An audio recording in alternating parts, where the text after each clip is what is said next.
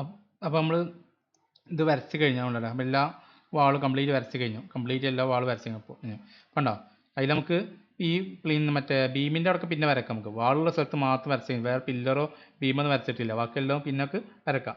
Door window ഒക്കെ ഒഴിവാക്കി സ്ഥലത്ത് ഗ്രൗണ്ട് ഫ്ലോർ വരക്കുക, ഫസ്റ്റ് ഫ്ലോറും കംപ്ലീറ്റ് ആക്കുക. രണ്ടും വരക്കുക. രണ്ടും വരച്ച് കഴിഞ്ഞ് ഇനി അങ്ങനത്തെ ഈ ലൈൻസുകളൊക്കെ ഉണ്ടാവും. അവിടെ കുറേ ലൈൻസ് ഉണ്ട്. ഇതൊക്കെ എറേസ് ചെയ്യണം. അപ്പോൾ എറേസ് ചെയ്യാൻ എളുപ്പത്തിലാണ് എന്ത് ചെയ്യുക, ആദ്യം പ്ലാൻ ഹൈഡ് ചെയ്യാം. മറ്റേ നമുക്ക് പ്ലാൻ ലൈൻ ഏതാ മിസ്സാവും. അപ്പോൾ പ്ലാനൊക്കെ അറിയാതെ ഇപ്പോൾ എറേസിൻ്റെ ചിഹ്നം ഇവിടെ ഉണ്ട്. പ്ലാൻ അഥവാ ക്ലിക്ക് ചെയ്താൽ ഉണ്ടാവും പ്ലാൻ ചിലപ്പോൾ ഡിലീറ്റ് ആയി പോകും. അപ്പോൾ അത് ഇല്ലാതിരിക്കാൻ എന്ത് ചെയ്യുക, പ്ലാനിനെ തൽക്കാലം ഹൈഡ് ചെയ്യണം. അപ്പോൾ സെലക്ട് ഓബ്ജക്റ്റ് എന്ത് ചെയ്യുക, പ്ലാൻ സെലക്ട് ചെയ്യുക, റൈറ്റ് ബട്ടൺ ക്ലിക്ക് ചെയ്യുക, അതിൽ ഹൈഡ് എന്ന ഓപ്ഷൻ ഉണ്ടാവും, ക്ലിക്ക് ചെയ്യുക. ഇനിയൊക്കെ എന്ത് ചെയ്യുക, എറേസ് എടുത്തിട്ട് ടോപ്പ് ചെയ്യുക. ഈ ലൈൻസുകളൊക്കെ എറേസ് ചെയ്യുക. ഈ കോർണറത്തെ എല്ലാ ലൈൻസും നമുക്ക് എന്ത് ചെയ്യുക, എറേസ് ചെയ്ത് വെക്കാം. അത് നിർബന്ധമുള്ള കാര്യമൊന്നുമില്ല, പക്ഷേ എറേസ് ഒരു വൃത്തിക്ക് നല്ലതാണ്. നമുക്ക് കംപ്ലീറ്റ് എറേസ് ചെയ്യാം.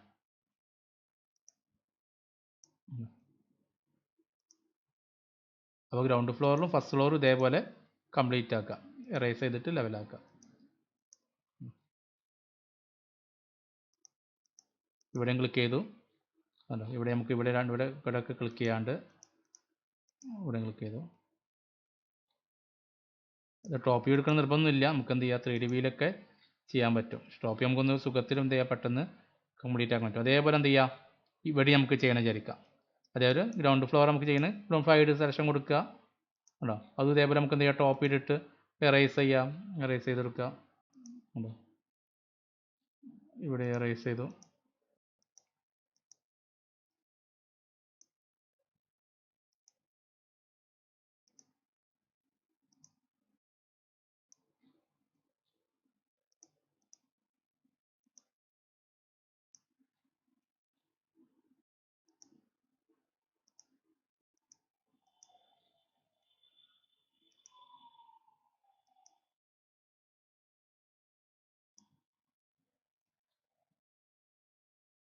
കംപ്ലീറ്റ് ആയി. ഇനി നമുക്ക് എന്ത് ചെയ്യുക, ഇതുമേ എക്സ്ട്രൂഡ് ചെയ്യണം.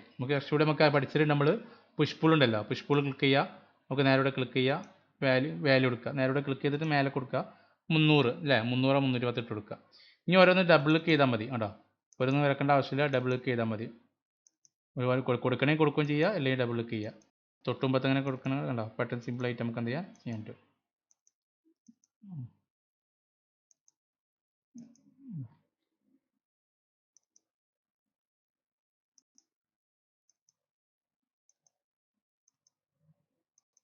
അങ്ങനെ ഇട്ട് കൊടുത്തു. അതേപോലെ നമുക്ക് വേണമെങ്കിൽ എന്ത് ചെയ്യാം, ഇവിടെയും ചെയ്യാം. ഇവിടെ നമുക്ക് പിന്നെ കുറക്കുകയോ ചെയ്യാം. അപ്പോൾ തൽക്കാലം 300 ഇട്ട് കൊടുത്തു. പിന്നെ നമുക്ക് പിന്നെ ലാസ്റ്റ് കുറക്കുകയോ ചെയ്യാം. പിന്നെ ലാസ്റ്റ് നമുക്ക് ചെയ്യാം.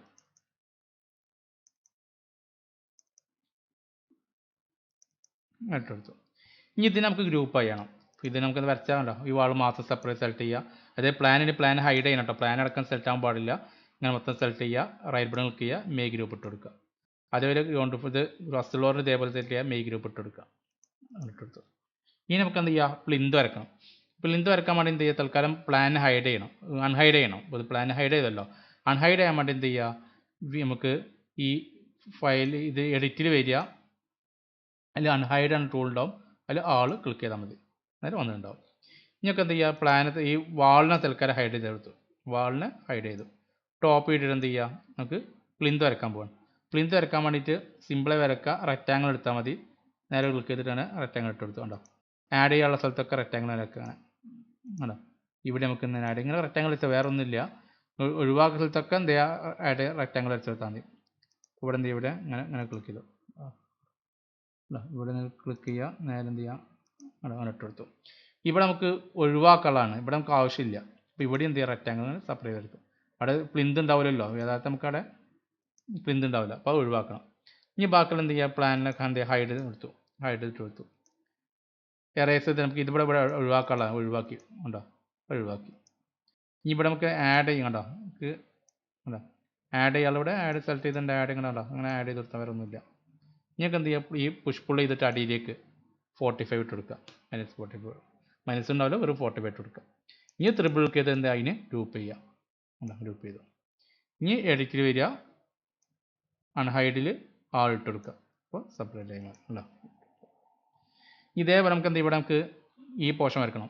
മറ്റേ നമുക്ക് വിൻഡോൻ്റെ പോർഷനൊക്കെ വരക്കണം. ആ വിൻഡോൻ്റെ പോർഷൻ വരക്കാൻ വേണ്ടി തൽക്കാലം എന്ത് ചെയ്യുക, ഞാൻ പ്ലിന്തിനെ ഹൈഡ് ചെയ്തു, ഈ ഇതിനെ ഹൈഡ് ചെയ്തു, പിന്നെ പ്ലാന് ഹൈഡ് ചെയ്യാണ്.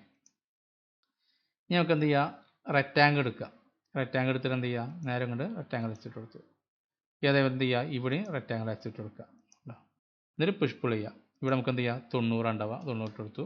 ഇവിടെ സ്റ്റിൽ ഹൈറ്റ് എത്ര വേണ്ട ഇട്ട് കൊടുക്കുക. അപ്പോൾ 60 60 ഇട്ട് കൊടുത്തു.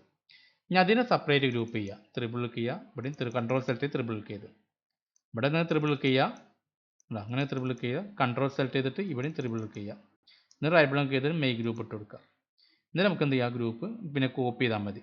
അപ്പോൾ മൂട്ട് കൊടുക്കുക, കൺട്രോൾ സെലക്ട് ചെയ്ത് നമുക്ക് എന്തെങ്കിലും ഗ്രൂപ്പ് ചെയ്യാൻ സെലക്ട് ചെയ്യാൻ പറ്റും. ഇനി റൊട്ടേഷൻ ചെയ്യുക. ക്യൂ എടുത്തിട്ട് എന്ത് ചെയ്യുക, റൊട്ടേറ്റ് ചെയ്യുക. റൊട്ടേറ്റ് ചെയ്യാൻ വേണ്ടി